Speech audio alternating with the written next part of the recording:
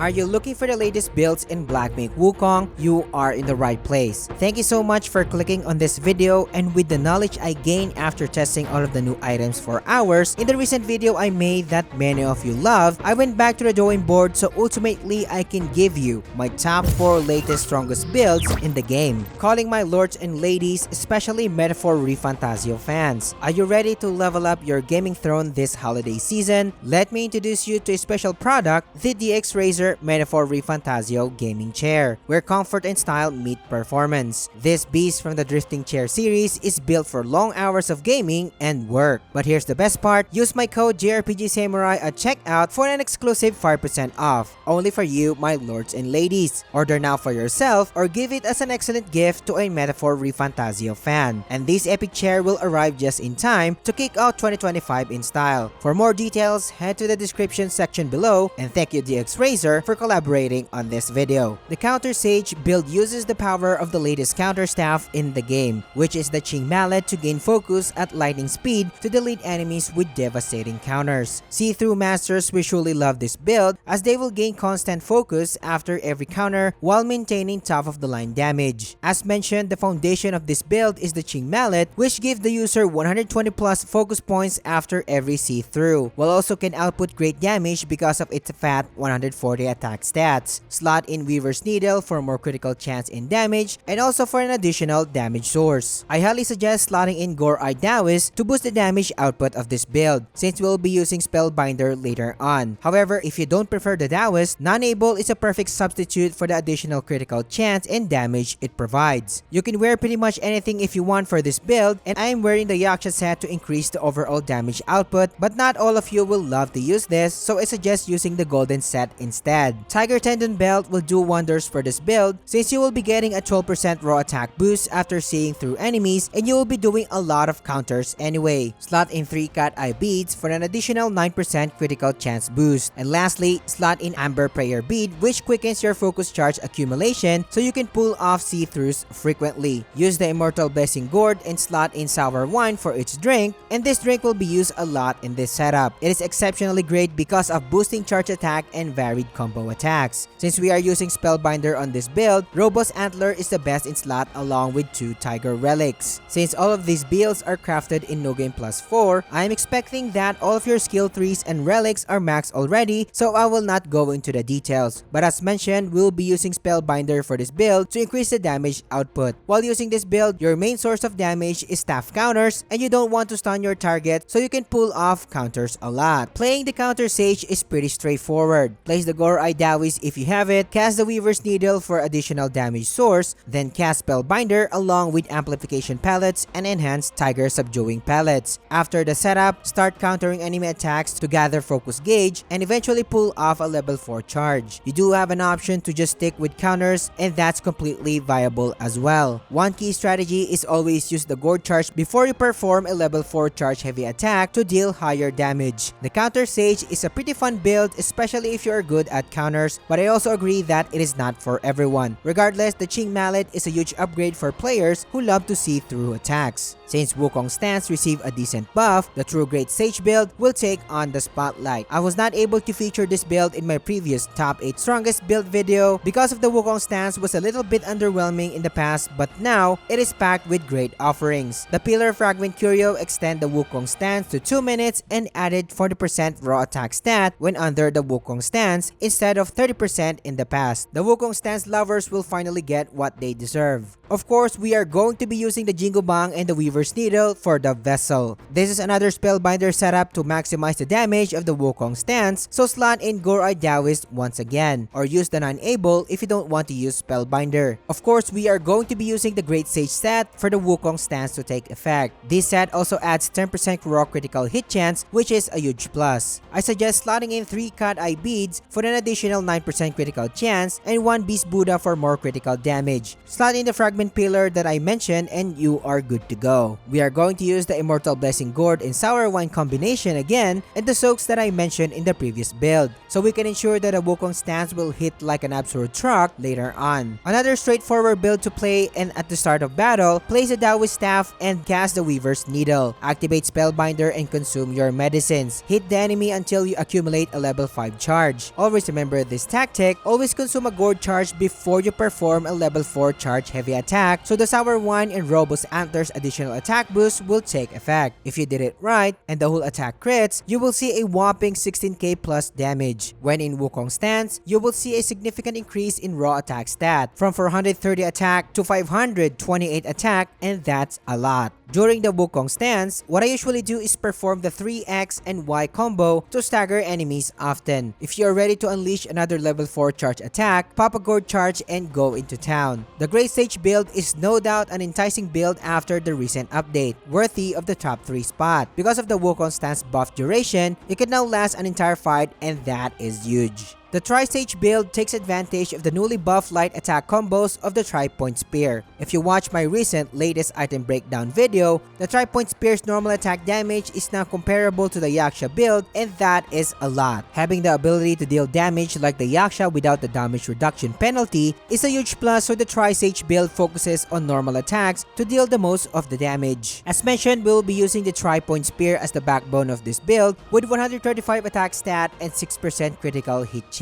As always, slot in Weaver's Needle for maximum damage potential. This is yet another Spellbinder build, so slotting in Gore-Eyed Taoist will be beneficial, or slot in Non-Able for its passives. The main component that makes this build work is the 3-Hill Crown. This headgear lets the Tri-Spear's normal attack summon smaller swords that deal damage on top of your staff's regular damage. What makes it strong is the smaller swords can deal critical hits as well. The main downside is that you can take advantage of any 4 set effects this time, and the best pieces to wear in this particular scenario are the Great Sage pieces because of the 3 set effect it provides. You are welcome to use the Ochre set and play with clones, or use the Ebon Gold set if you want to cast a series of optimized cloud steps. That is if you don't like to play with a Spellbinder, and just to make sure to adjust the soaks later on. Slot in 3 Cat Eye Beads to maximize the critical hit chance. Then slot in a Tiger Tally and a Beast Buddha Curio, and you are all set. Another easy build to play, and as always, cast the Gore-Eyed Taoist buff first, release the Weaver's Needle, and then cast Spellbinder. Use key medicines, and in this build, I rarely use level 4 charge heavy attacks, and before performing normal attacks, make sure to pop up a Gourd to increase your damage output. Focus charges will be used in performing the special animation of the Tri-Point Spear to stagger enemies and also to ramp up the damage. Pretty simple tactic, and yet, this build can shred enemies into pieces in a short amount of time. Not to mention that the gameplay that you are seeing is NG +4 and runs under the Great Sage difficulty in the Return of Rival feature.